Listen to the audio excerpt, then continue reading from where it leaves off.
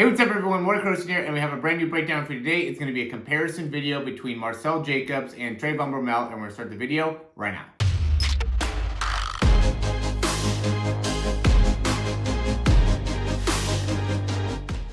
Alright, so I'm really excited about doing this video just because I'm going back into doing more of these speed breakdowns. I think these are going to be really beneficial for you guys to be able to really get a better understanding of how you can improve your sprinting. We just dropped this new 28-day speed challenge. I'm going to put a link up above right now. And again, it's something that will help you in improving your speed, obviously 28-day speed challenge. And part of being able to do that is understanding how you can improve your overall mechanics. So we got Marcell here, and then we have Trayvon Bromell here. This is where Marcell, he ran at 6.47. This is really the first time we really started seeing like Marcell could actually make some potential noise in the 100 meters. So this was a little bit before the actual Olympics. And, again, one of the first times that he really started making a name for himself in sprinting, right? He's already been a long jumper, but nobody really knew that he had the capabilities of really being a high-end sprinter until he ran this 6.47 100, which is still the best 100 in 2021. So, and then we have obviously Trayvon Bromell. He's been a top guy for a while here, but this 6.48 really made us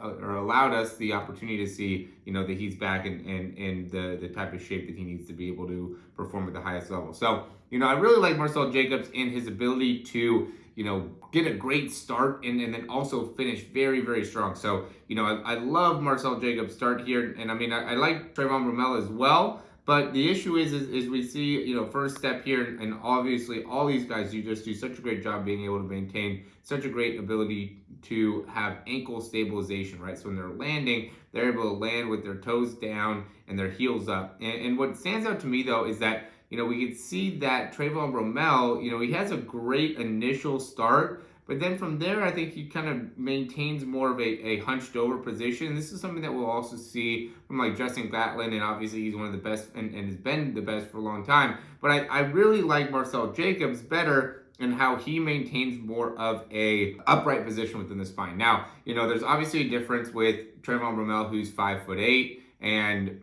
Marcell who is 6'1", right? So that's going to end up making a difference. It's going to allow him the opportunity to, get his spine a little bit higher. He almost has to, because, if he stayed down like this, he wouldn't be able to get his knees up or out to the point where, he'd be able to get that same level of turnover or generate the necessary amount of force down into the ground. So he's a lot quicker to get into the posture that he needs to be able to really run at a high speed, but that also ends up being, to me, the better thing to do in order to nicely transition into your drive phase, right? If you're stuck in that start phase, then you could end up really easily having a hard time getting yourself into the drive phase and then into the top end speed phase. So, it ends up being an important part of the ability to transition from that start phase into your drive phase is being able to transition your knees from going from more of like an out position to being able to get a little bit more up, right? Really the maximization of those front side mechanics. So you can see, as you're first starting, you're really trying to reach back and generating a good amount of force as you're pushing off, right? Because most of the time is in that backside mechanics, keeping that low heel recovery. But as you start to transition into your drive phase, now those knees start to come much more upwards, and you start to be able to get that shin angle where you can extend and then pull down underneath a lot more effectively. And that's critical when it comes to being able to maximize that drive phase. And I think, Trayvon Bromell does a great job of it, but Marcell does an even better job of being able to very nicely transition through that start phase into his drive phase. So even right now, as he's getting to a more upright position, he's still in his drive phase, and now he's starting to get into his top end speed, and you can see how he starts to separate once he does that, right? So, once he gets into this position, now he's able to really put on the gas pedal to be able to really accelerate to get to that top speed. And so, even though he's getting into a posture that is similar to his top end speed here, right, he's still not all the way upright. Still not all the way upright. Now he's starting to get to a position where he's getting that full hip extension, right? The reason I say that is just because his hips are back, right? His head is still out in front of his hips, right? It's obvious we can see that with Trayvon Bromell. He's like leaning forward, right? But you can see that Marcell Jacobs is not as lean forward, and even in this position, he still has that head out in front of his hips, even though he's starting to look upright. And now he's starting to transition to where his hips are getting all the way in front. This is where I say, patience is key and why these guys are the top in the world. This is why I watch these guys and utilize the fundamentals that they do when it comes to teaching, a football player or a baseball player, a soccer player, lacrosse player, whatever the case may be. I utilize some of these same fundamentals. Obviously, they don't have the ability to go through all these different phases, right? You want to be able to help coach and give them the understanding of how to be able to get through the start phase and the drive phase and top end speed more effectively, or faster, right? They don't have the ability to generate the same amount of forces, right? Like, Usain Bolt, he's running 27 miles per hour. These guys are running, probably 24, 25 miles per hour.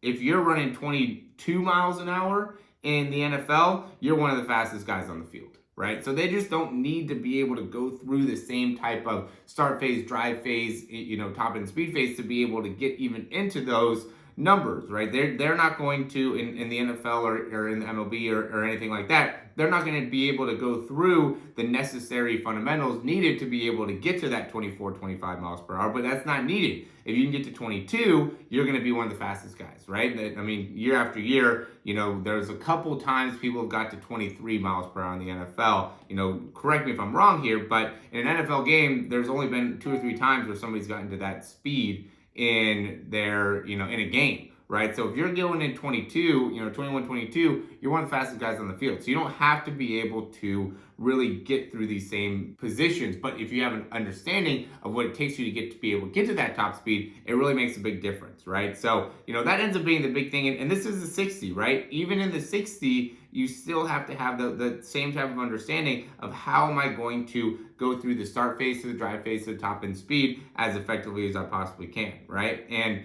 when you look at the difference between, Trayvon Bromell comes from back behind, right? At 5'8", he should be out in front of everybody, If Marcell Jacobs is 6'1" and he's basically out in front of everybody the whole time, right, then Trayvon Bromell should definitely be able to be out in front, right? Marcell Jacobs really separated himself at the end, but and that's why I think that what he does with the start and how he's able to accelerate is a big reason why he won the 100 meter, is a big reason why, he's the fastest person in the world right now, right? And also the reason or how Trayvon Bromell kind of accelerates and gets out, I think is the reason why he didn't even make it to the Olympic finals, right? He has the top end speed. Look, when he gets to the top end speed, he's got it. He just doesn't have the necessary start to drive phase that I think would really make it so he could put in the same type of performance that, Marcell Jacobs is doing. So as always, guys, thanks for watching. Hopefully I didn't ramble on here too much about, all the different parts, but I'm just passionate about it. I love it. It really makes a big difference to,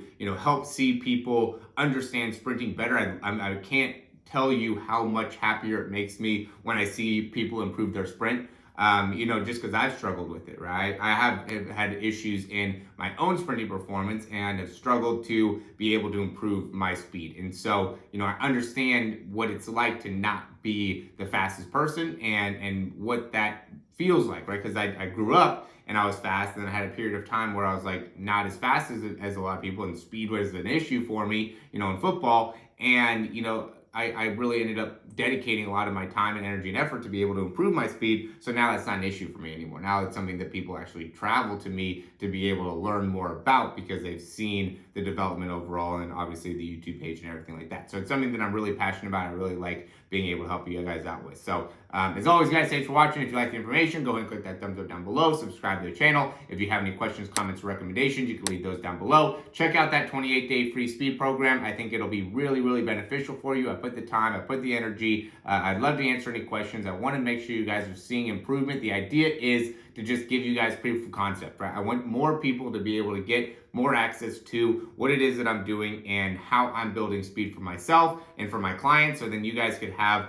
more faith in your own abilities, right? It all comes down to how much are you willing to commit, how accountable do you want to be, and how much time are you going to allocate to, actually improving. If you guys don't have those 3 things down, then it's going to be a lot more difficult to be able to actually see progress in really anything, right? And so that's what I want you guys to be able to do within this program, is really get some time, set aside some time to be able to improve your sprinting in the next 28 days. Be committed to it, hold yourself accountable, and put in the time and the energy and the effort. All right? So again, thanks for watching, and we'll talk to you soon.